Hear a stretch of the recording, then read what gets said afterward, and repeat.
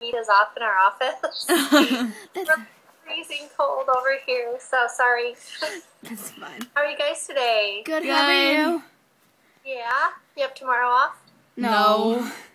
Oh, man. Okay. Yeah. Happy day then. Look, isn't this cute? One of my coworkers is sitting beside me here. I told her you guys were calling. So you're working on a project for which class? Science, kind of. Oh, science. They're videotaping me.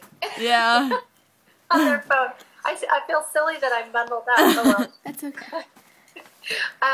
Well, if you want to call back tomorrow to get more footage, you can do that too. Okay, so you're doing a science project. So how does this fit in? What's the plan? Well, I mean, we kind of just decided that it was science-y because you had to, like, fold everything right and make it all, like, work together, so we're allowed to do it. Oh, okay. Yep. Yeah, it does take some thought. Okay.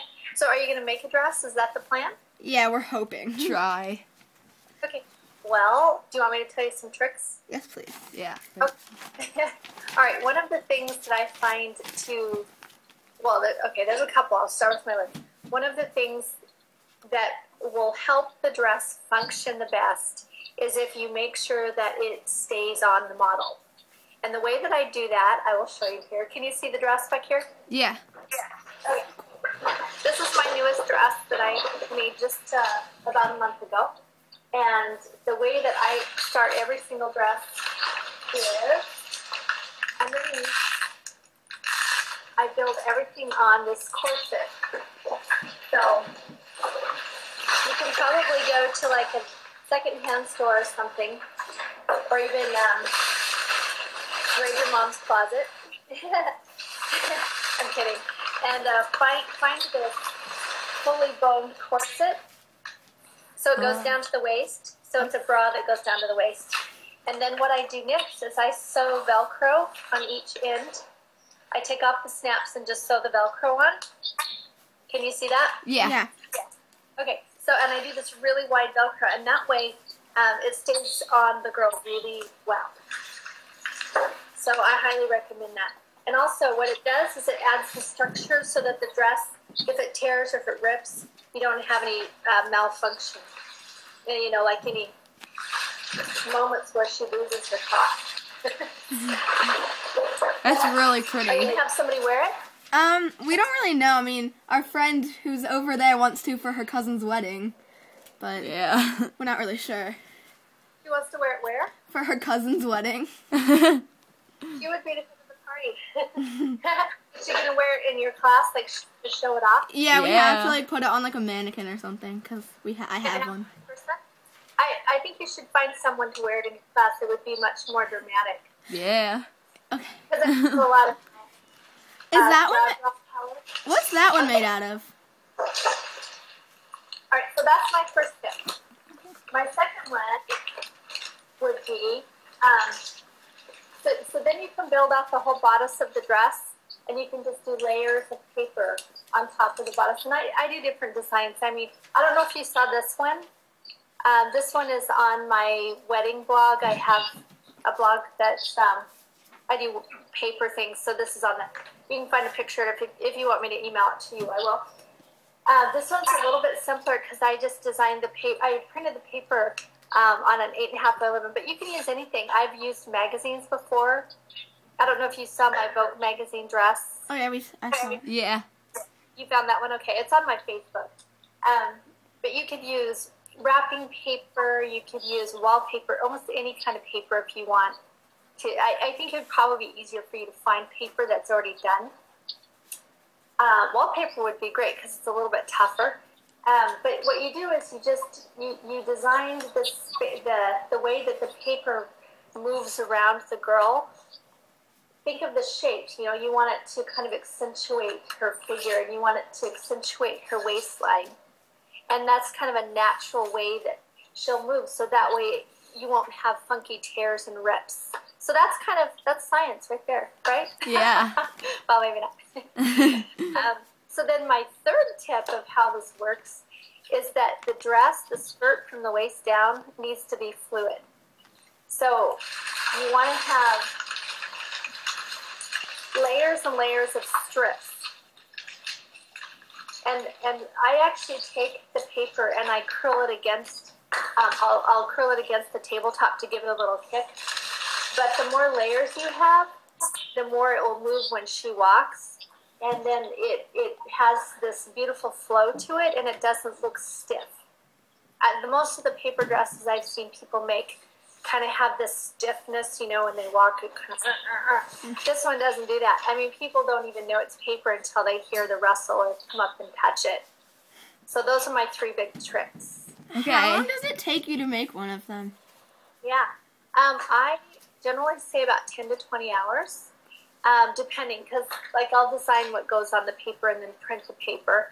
But if I were just to make it, start cutting paper and gluing, I could probably whip one out in about 5 hours. The thing that takes the longest is probably the skirt, because it's just labor intensive, gluing and gluing and gluing. And I use hot glue on everything.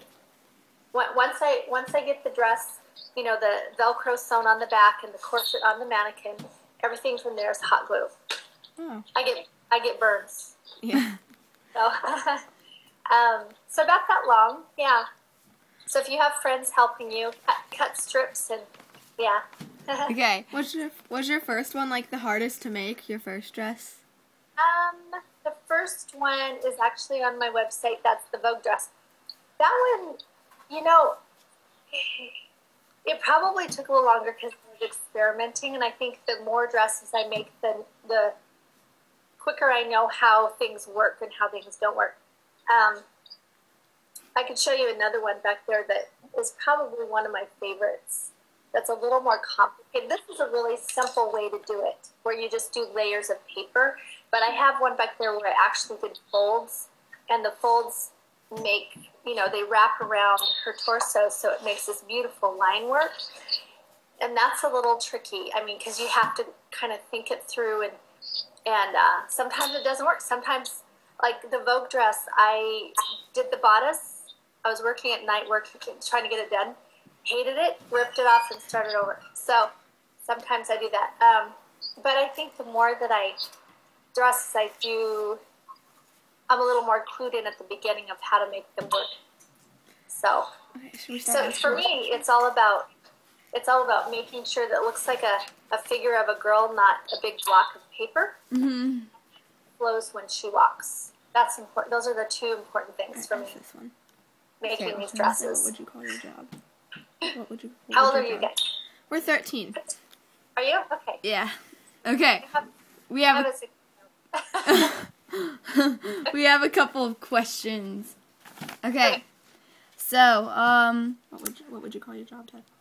What would you call your job title, and what are your main responsibilities? Oh, okay. Well, you know, I do this for fun. This is my art. I am a creative director for a website company. You can check them out. I have 3 websites that I do. It's oneheartweddings.com, shareholidays.com, and babytidings.com. Those are my 3. And I just started in January. So as the creative director, my job responsibilities are to keep the vision and the branding of all the sites consistent and build business and make people fall in love with what we do. It sort of is similar to what I do here. You know, it's all about visual appeal and, you know, creating things that are stunning and beautiful that people are inspired by. So that's my job, inspire people and make them want to do crafty things, right? Yeah. How much and like what kind of training like did you do to get into making the paper dresses? Well, I started sewing when I was 6, and I sewed all my clothes through high school. I then went to art school when I was in college, did 4 years of art school. So I think it was a combination of my passion for apparel and design and fashion, and then my whole understanding of paper and how it works. That combination brought me to this. So.